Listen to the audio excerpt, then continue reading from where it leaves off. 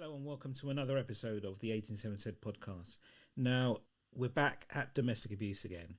Episodes 2, 4 and 5 touched on male victims of domestic abuse, and I continue to uncover the stories and perspectives on domestic abuse. But this time, I would say I'm proud to welcome a leading voice on the subject, Mark Brooks, OBE. He's the CEO of Mankind Initiative, and he joins me for this episode to discuss his work supporting male victims of domestic abuse and his role within the Men and Boys Coalition. Now, we know that domestic abuse affects people of all genders, yet often male victims are overlooked in this conversation. The Mankind Initiative is the leading charity for male victims of domestic abuse, dedicated to providing support and raising awareness for those who suffer in silence. The Men and Boys Coalition brings together organisations and individuals to promote gender equality, fairness and respect for all. Now, with Mark's expertise, they work towards a world where every person affected by domestic abuse is able to access the support and care they deserve. So, join me as I dive into this important conversation, exploring how we can all play a role in addressing the issues of domestic abuse for male victims and ultimately for all. So today I'm quite excited that I have Mark Brooks with me this morning. Some people might not know who he is, some people might do, but we'll start off with Mark. If you can introduce yourself and tell me who you are. Well, thank you very much, and very, very kind of you to invite me onto this podcast. In terms of who I am, so I'm Mark Brooks. I'm from South East London. You can tell with the accent. I could live on the moon, and this accent would still be with me, and I'm very proud of it too. What I do in terms of my campaigning and work in men's equality and inclusion. So I am a chair of a domestic abuse charity, the Mankind Initiative. I'm also a trustee and a co-founder of the Men and Boys Coalition charity, which is an umbrella charity for academics and organisations and campaigners working across male inclusion and well-being. And also I work and one of the key leads on International Men's Day in the UK. So that's a key aspect of my work and also activity, which mostly is voluntary, but also I'm doing a lot at the moment over the last year and probably the year going forward on actually trying to get a men's health strategy. And then obviously if we can get the government to agree to one, then obviously the key thing is about what's in it. So they're the key things that I'm working on. So I'm in my early 50s, happily married, and one of the key reasons and drivers for me wanting to get involved in this work really started off primarily when I was at school, and I was lucky enough to get to one of the grammar schools in Bexley, which is where I live in terms of the borough. And one of the things I really saw was around the lack of social mobility, especially from working class kids like me. You know, I'm from Belvedere, which is where I still live, which is a very working class area, and kind of like assumptions made about boys academically who are from that background, especially around, university is not for people like me. Being a bit of a natural born rebel in a nice way, obviously, if the establishment says jump, I don't necessarily say how high. So I ended up going to university at Keele in Staffordshire, which is a wonderful place. Recommend it to anybody to go to study. And then I started to develop a career in marketing and communications, which is the career I've had and still primarily do. So I've been the comms director at two charities, national charities, and also used to be the spokesperson for premium bonds for 8 years. So used to do a lot of TV, but also where I've kind of like gone where I really got involved in this is also kind of politically. So I was local councillor, an elected councillor in Bexley for 4 years. And how I got into the field of domestic abuse, because I hadn't been a victim, was that I had a constituent who was a victim, and he had 2 children, and he was in a council flat, and with his partner, and his partner, she'd got a caution from the police, but the council couldn't get their head round the fact that a male could be a victim and needed rehousing with his children. And he came to me for help, convinced the council, after listening to what happened, and happily that they moved him and his children to another part of the borough. It wasn't particularly the issue with the council wasn't that they were biased against men or anything. It's just that they hadn't even thought that a man could be a victim. So it wasn't it just wasn't on their wavelength. I then tried to get elected to Parliament a couple of times, didn't. And then I decided that I wanted to do spend a lot more of my spare time campaigning on domestic abuse, because I thought this was an issue that needed to address in terms of male victims. And then I found this charity, Mankind Initiative, that had already been up and running down in Somerset. And I got involved with them, primarily to help with their policy and campaigning. But then I was asked to be the chair. So that's the real kind of genesis of the story. I mean, just seeing, working class boys not being pushed enough, either by their family structures or by the education system, because just assumptions are made: working class boys work in trades, construction, and in factories. And also that the issue of domestic abuse just came across my table randomly when I was a local councillor. So that kind of piqued my whole interest in the whole issue around men and male inclusion, and the lack of inclusion in certain spaces. No, perfect. So this kind of leads me on to asking you, Mankind, the Mankind Initiative, shall I say, if anybody's going to Google it, that what's the focus on that? What sort of hurdles have you had, and what successes are you at the moment with that? Yeah, thank you. I mean, what do we do? So our primary vision, um, and our driver is to help more men and their children escape from domestic abuse, and also to make sure that there are first class services for men who are victims in every community across the UK. And the latter is quite important, because as a charity, we see ourselves as playing an enabling role to help get more services and support where men live, but not for us to run them. So, we work with all sorts of all organisations across the UK on that, and we speak to lots of police and government and others. So we've got 3 key roles. So we've got a direct service for men, a national helpline. We've got an online directory which has every domestic abuse service that helps men in the UK, so men can use that, and a really popular website. We also run some recovery programs in certain parts of the UK where we have been able to get some funding.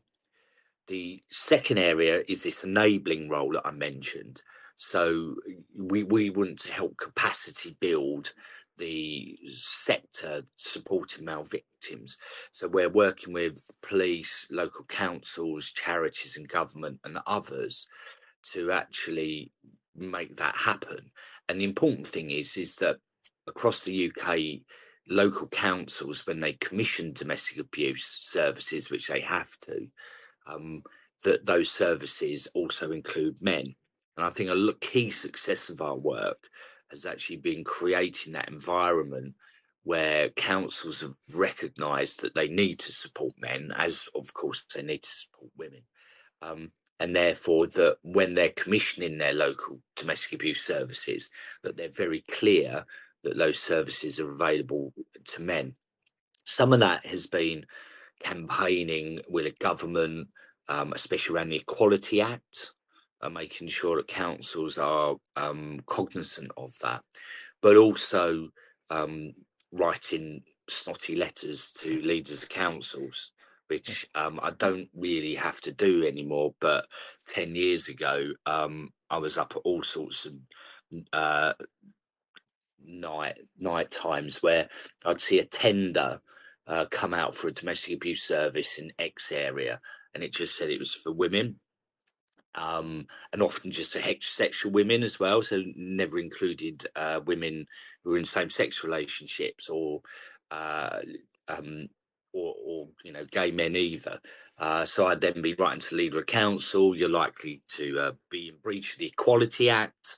If a man comes to you, what support do you provide, etc., etc. So I don't really have to do that much more. But 10 years ago, I was furiously on the keyboard typing away.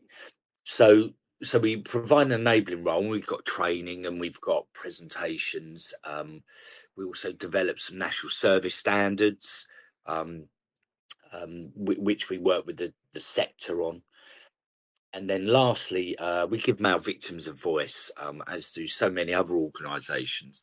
And we work with government and try and make sure that they're funding not only domestic abuse services, but also trying to change society's mind so they recognise male victims in the same way that they rightly do for female victims. They're the kind of successes, and we're seeing more organisations supporting male victims, more men coming forward. I suppose the biggest challenge we have continues to be the political narrative with a small p, in that all male victims of domestic abuse and their children, but also including wider crime types like forced marriage or stalking, sexual violence and sexual abuse, is that all male victims of those crimes are described by the government as being victims of violence against women and girls. Now, that's problematic. I mean, and it's quite Orwellian. It's like double think, or double speak. I mean, how can how can the government say that we support male victims, but we're going to call all male victims a victim of violence against women and girls? And the issue with that is that men and boys aren't women and girls. I can't believe in 2023 I'm actually having that conversation. It's like a male victim of domestic abuse is called a victim of violence against a woman. Well, it's not a woman.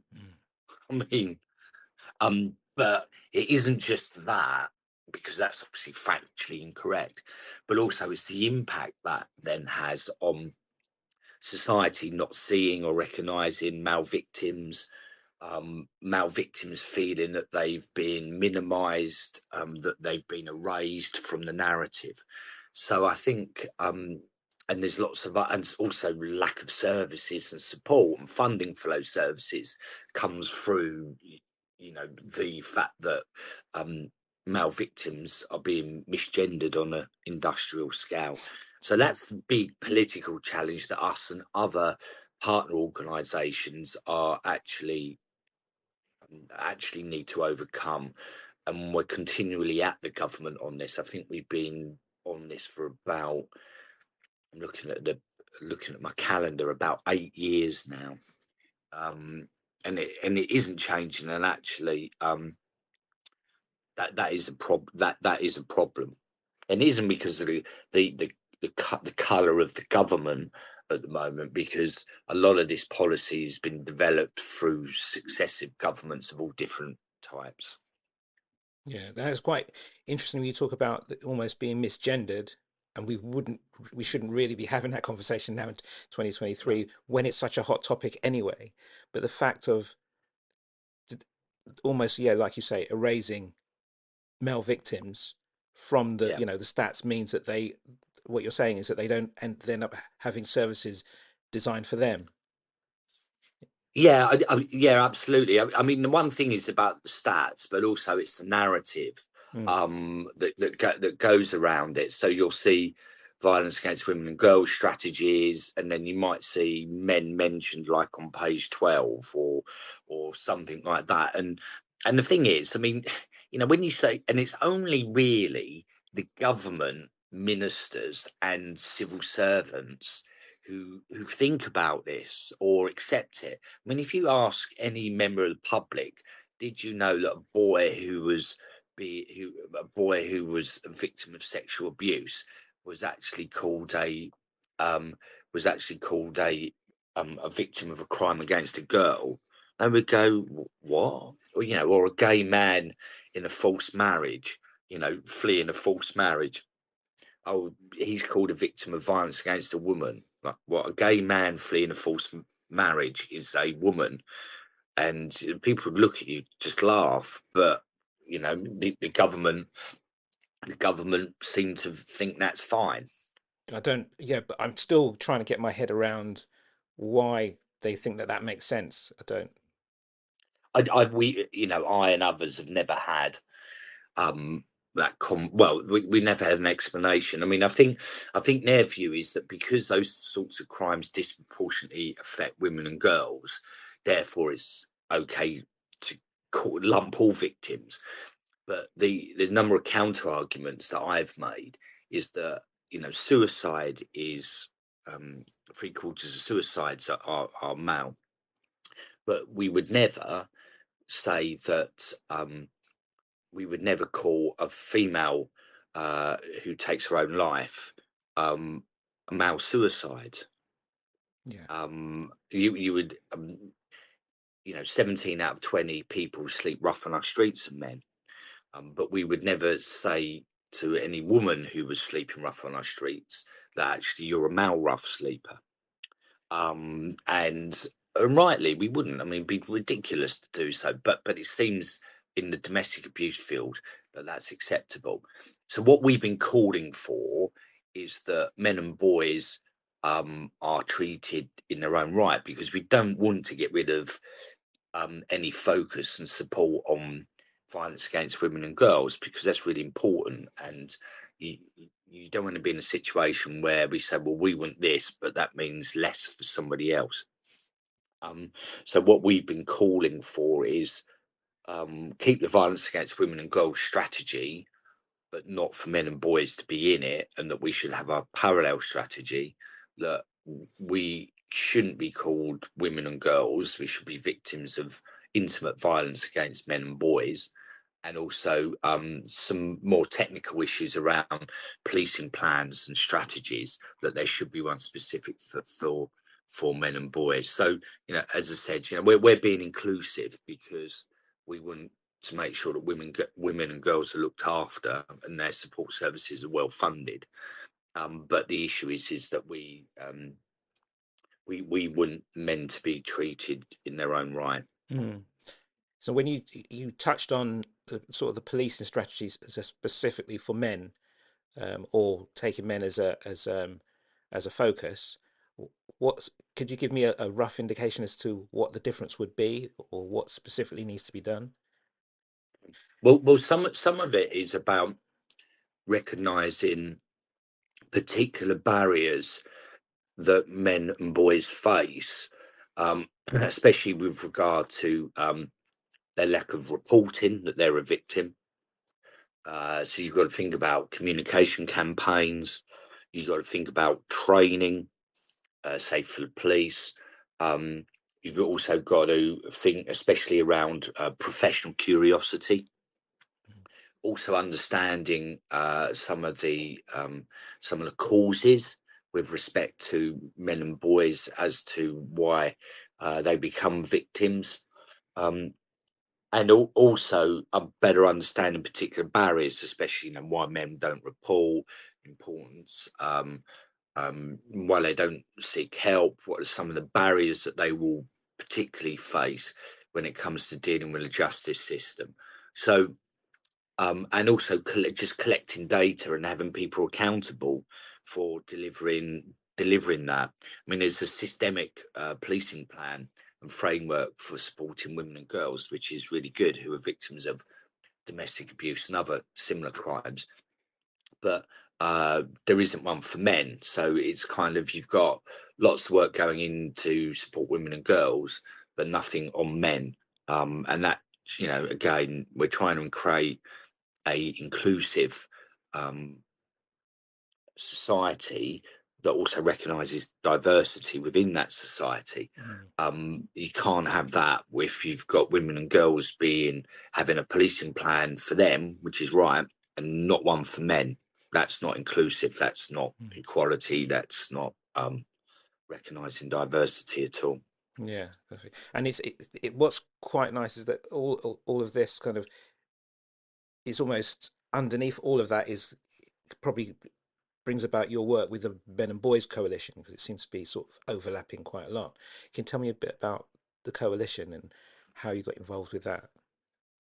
Yeah, so the Men and Boys Coalition, which is a charity as well, really came about kind of again about 10 years ago, where there were certain issues around not just the issue we have just spoken about, but also the lack of a men's health strategy, the lack of inclusion in data sets, and a number of academics and charities kind of coalesced around um, campaigning on some of these issues. And speaking to the Equalities and Human Rights Commission, for example. So we got into a routine of sending letters with about 40 or 50 signatures from different organisations and academics. And that kind of, you know, it kind of coalesced that actually, why don't we set up a formal umbrella charity that actually brings all these people together in a more formal way rather than actually just on letter writing campaigns, which were, you know, which we didn't necessarily have much success with them because of the narrative about, you know, men don't have problems, the empathy gap, etc. But it, the success we had was creating this constellation of people across the UK, of men and women, importantly, and also men and women from all different backgrounds, you know, in terms of, you know, ethnicity and sexuality, etc. So, and so we've gradually built that up over the last 5 years when we became a formal charity.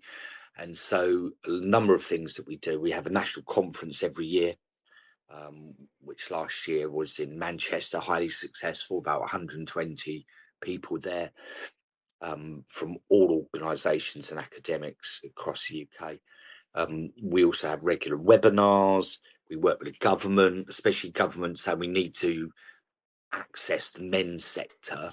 And so they come to us and we, you know, help them get in touch with the right men's charities and academics.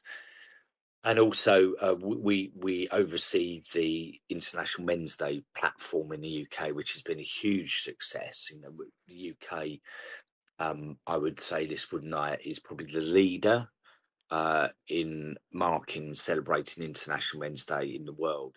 And we've done a lot of work on actually creating a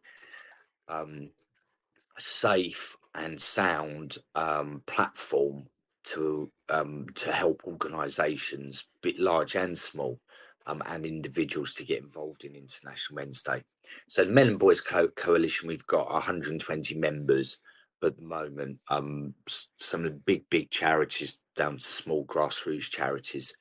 So we felt that that's really important because we act as a focal point for the wider men and boys sector, and actually have helped to almost create a sector. I mean, it was already there; all the bits of bricks were around, but we've kind of put all the bricks together to create a house, and that house is the men and boys health and well-being sector. So there is an official men's health and well-being sector in the UK, and part of the coalition's work is to actually bring that and define that sector, which was ill-defined 10 years ago. So you've spoken about the coalition as itself as a house, described it as a house, and within that there's, you know, the focus on men's health. What uh, what's your idea about why is that a significant thing to focus on? Well, men's health's in crisis at the moment, and there is a lack of coordinated understanding or effort to actually get to the bottom of it and provide better health services and support for men, and also better societal recognition and looking at the causes. And I'll give you some examples. So 1 in 5 men in the UK does not live until they're 65. So 1 in 5 men don't make it to 65. We've got 13 men die by suicide every day. 33 men die by prostate cancer every day. 89 men a day die through a heart-related death. You've got 10 men a month actually die through a work-related accident. You had 60% of the people who died during COVID of working age for men. You've got a lot of other issues that affecting men. Now, of course, it's not competition, so I've been careful not to say, oh, when it's more than women in X, Y, and Z, because it's not competition. But there are particular issues which are affecting men, and they need to be addressed. Excuse me. So they need to be addressed, and we feel that a men's health strategy would actually do that. Why is it that men aren't going to the doctors as much? Is it because they're not open, or it's too lengthy to get an appointment, or they're not going to where men are? I mean, a good thing that we've been a good example, for example, is that men in the construction and building trades are 3 to 4 more times more likely to die by suicide than men who work in offices, for example. And it's like, well, why is that? What can we do to do that? Why are so many men still dying of prostate cancer? Is that because we don't have prostate cancer checking systems that go onto industrial estates, for example? I mean, kind of very stereotyping now, or in a town centre, where men who may be working in the offices or around there can nip out at lunchtime or take 20 minutes out of their workday, cross the road to a prostate cancer testing centre or whatever. And that's the kind of broader thinking, because at the moment there isn't this coordinated work on tackling men's health, because sometimes it's, well, okay, we need to treat the heart disease, but what's causing the heart disease? We got to tackle the suicide, but what's causing the suicide? And often for men's health, they come from shared issues, depression, work, unhealthy lifestyles, communities, also lack of accessibility to services, but they then exhibit themselves in men in different ways. So, a depressed man may take their own life, but a depressed man may end up just drinking too much and, drink himself to death, or develop heart disease and obesity, but they all stem from depression. And then you've got to look at, but what's then causing the depression? And that's what a men's health strategy can actually do. So it's not just the physical health, you're talking about mental health as well. It seems to be Yeah, the overarching thing. yeah, it's mental and physical health. Mm. Yeah, absolutely. Because again, what is causing it, and some may exhibit itself in mental health, some may exhibit itself in physical health, or it could be a combination of both. Mm. So essentially, your life at the moment is being carved out to tell legislators and other organisations that these are the real problems affecting half of the population of this country, and it's stuff Yeah, that's blatantly absolutely. obvious, isn't it? So most of it is obvious. Yeah, it is, and there's wider issues. I mean, boys behind girls every stage of education. I use this fact, and people are like, really? So university is not everything, of course, but 35,000 fewer 18-year-old boys in the UK went to university in September last year than girls. Think about that. 35,000 18-year-old boys go to university than girls every year. And what's being done about that? Well, nothing, and nothing on a systemic basis. The boys' education is a big issue because it isn't just, as I said, unis and everything, etc. Especially, but where's the investment in vocational education? Boys not doing well at school. Do too many end up in a criminal justice system because they can't read and write, and they don't think there's a future for them, or they're not being taken seriously if they've got adverse childhood experiences, etc. So boys' education is almost the third pillar of what I'm looking at. So male victims of intimate violence, men's health strategy, and boys' education. And I think boys' education is something that is systemically overlooked and not taken seriously. I mean, the other issue, just overlapping all of that, like kind of circling all of that, is this narrative that men don't have problems, that only women have problems, men are problems. And you can see that just constantly. I mean, a good example is how men are just made invisible, or it's just accepted that these things happen to men. I mean, an absolute classic 10 days ago. So there's a big furore with the Met Police about strip searching young people. 95% of the people who strip searched, including those particularly young children, like under 10, were boys. Apart from at the bottom of a press release on, apart from a mention on the BBC, like 2/3 down, no one mentioned it. So in the media and the politicians, it was saying children are being strip searched, and it's like, yeah, but let's read. But 95% of those boys, why aren't you mentioning that? I mean, none of them should be. So it's not competition, but I would give you a zillion quid that, or bet you a zillion quid that if you reversed it and it was 95% of 5% of that total were girls who were being strip searched, that would be the lead. But because it's boys, it's like, oh, well, it's just accepted. And, you even end up with a trade union yesterday talking about,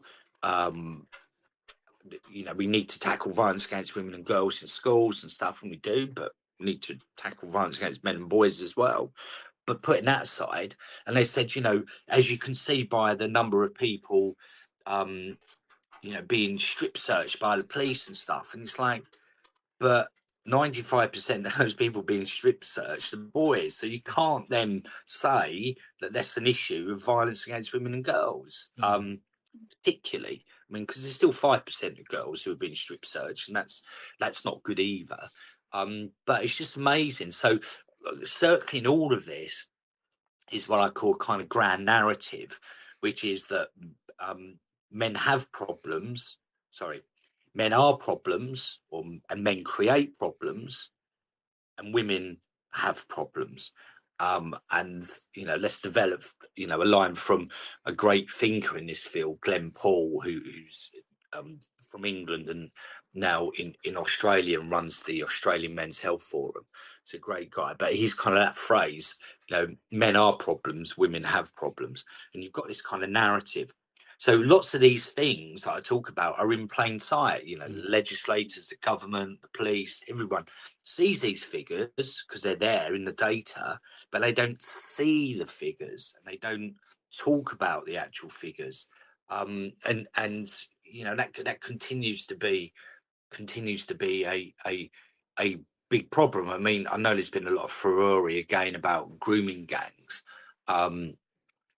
And all of that issue. We've seen the case this week, and there's been other issues. Not getting into the politics of it, but a number of those victims, not the majority, to be fair, but a number of those victims involved in that have been boys. But you don't see that in the narrative or the reporting. It's not talking about girls and boys who have been victims of this type of behaviour. It's just girls, and so those boys who are also victims and or survivors, and those boys who are going through this now are just erased from the narrative. Which goes back to the emotional impact those victims will have if they're just included within the violence against women and girls. Yeah, absolutely. Yeah, absolutely. I mean, they won't even know that, but Mm. it's that kind of like they don't see it. You know, they don't see the posters. You know, I mean, the government's done, you know, great campaigning work on this Enough campaign, but there's nothing about, you know, men and boys in any of that. And they promised that they would run campaigns for men and boys, and systemically have not done so. They actually put that in writing that they would, but they haven't. You know, so you do wonder. They say these things, but they don't really care because they don't do. You know, if you cared, you would do things. And you know, I think you know, there's too much lip service going on. Yeah, and less action. Yeah, that's Yeah. definitely it. Um, I'm quite interested in so with all of this, all of these things are government facing it rather than sort of a campaign to the public and going right, this is but quite aggressively champion this way. It seems like you're making um inroads or trying to get understood by those people who are making those policies, those ones that affect our daily lives in regards to health services and education and the criminal justice system and so on. How is that? I mean, that is the difficult road as opposed to just going out on the streets campaigning. Yeah, yeah, it is. But that's where the resources are, and also where the narrative is. I mean, the key thing is that the charities that you know I'm working with and other organisations are trying to also at the same time change societal norms. Not only about how the public think about those issues, but also men themselves. So you know, there's lots of tracks, Hmm. you know, twin tracks, triple tracks, however you want to describe it. But there's a lot of work going on about changing society and also changing, um, you know, trying to encourage more men to use services which are available. But obviously, the government and others are key to actually unlocking some of that. And you can see the different kind of ways things are working in the domestic abuse sector. So, you know, you've got a national domestic abuse sector that's very much focused on heterosexual female victim, heterosexual male perpetrator. And I use the word heterosexual because, you know, as I've said, LGBT plus victims just, you know, don't don't get talked about anymore. The male victims in general, and obviously some men are part of that. Um, but what you are seeing over the last 10 years is this gradual increase in the number of support services which for male victims, which are driven by organisations in towns and cities and um, communities um, opening their doors to male victims. And they're not doing that because of government instruction. They're doing that because they see a need and they want to be more inclusive. So, so the government and the national levers are really important, but all the other tracks, the local, the community, public, men themselves, are really important. And you know, one of the key aspects is, and some of the thinking I've done on various groups is that there's been too much emphasis on trying to change men rather than trying to change men to fit to society rather than trying to make society better fit men.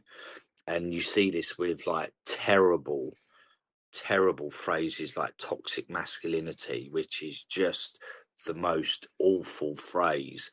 You know, I've been quite bold on it and saying that it's a phrase that's, you know, created to actually demonize men. You know, I mean, the problem with the phrase is that masculinity, like femininity, it's not inherently toxic. I mean, there's nothing toxic about masculinity. There's toxic men and there's toxic women, but that's nothing to do with their sex and gender. So and the problem is with phrases like that is actually makes vulnerable men even more vulnerable. First of all, because if they hear that, they think, well, there's something wrong with me. I've always used the analogy: if you've got a man, standing on the top of Beachy Head, wondering what way to go. If he listens on the radio, somebody talking about toxic masculinity, he's hardly going to step back, is he? And also, it gives an excuse to society and services not to be male friendly, because they think, well, we don't need to change, we don't need to support men and ask them how they are and etc., because they're toxic and there's nothing we can do. Men need to sort themselves out.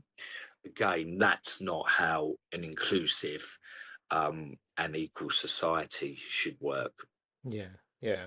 And so you're sort of focusing on working with the government, but there you almost supporting organizations or groups that are opening their doors to the public, men and women, to champion some of the, or to understand or champion these ideas that that you are exploring. How do men or individuals who are just mere mortals working every day and whatever get involved to kind of support the ideas for the campaigning or the support from not just the Mankind Initiative, but also the coalition? How do we get involved? Yeah, so well, we're all mere mortals. I Yeah, mean, yeah. um, but the thing is, I mean, what's really important is that on these men's issues, they're equally supported by men and women. And we're none of us are saying, "Oh, only men can do this," and whatever.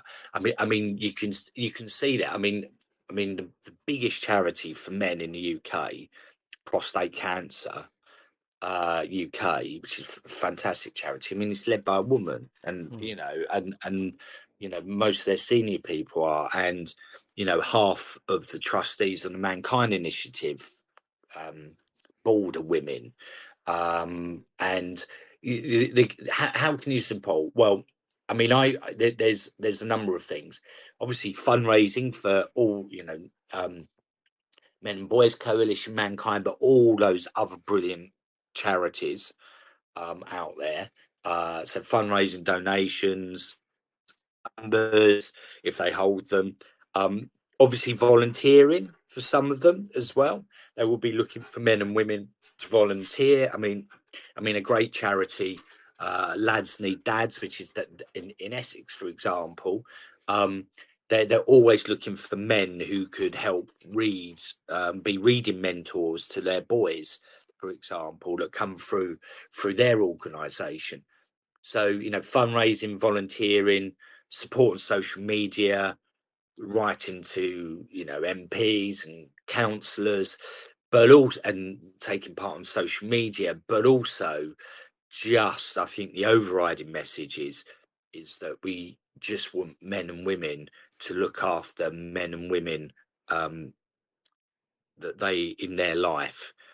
So that my overarching message is you can do things with charities, but actually the personal is far is just as good and will have the same level of impact. So I'd say it's just for men and women, look out for the men in your life as well as obviously the women as well. yeah. So overall, it ends up us just caring for, the person next door to you, the person that you're involved with, Yeah, people in your circle, and champion their cause and yeah, supporting them. absolutely, Yeah, perfect. absolutely. Yeah. So just to round off then, because you give us an idea of all of those things that we could possibly do and a bit about a lot about the organizations. Um, are there any key charities that people should get involved with, or anything you think people should Google and get, actively do something?